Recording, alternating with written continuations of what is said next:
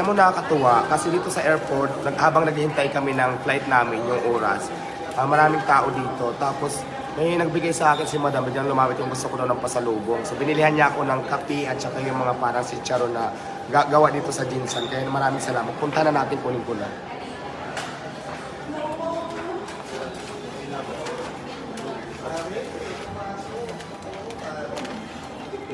Ay, pwede ba picture na lang po kami dito? Kasi may product po talaga ng dito eh. Anda, ito si Madam. Ayan, binigyan niya ako ng pasalubong. Ito marami, may kape. Saka ito. Tuna ni Charoy. Tuna si Charon palang tawag dito. Di ba, capital city, Jinsan, tuna capital city of the Philippines. Kaya may mga chicharon tuna pala. Ito matitikman na natin.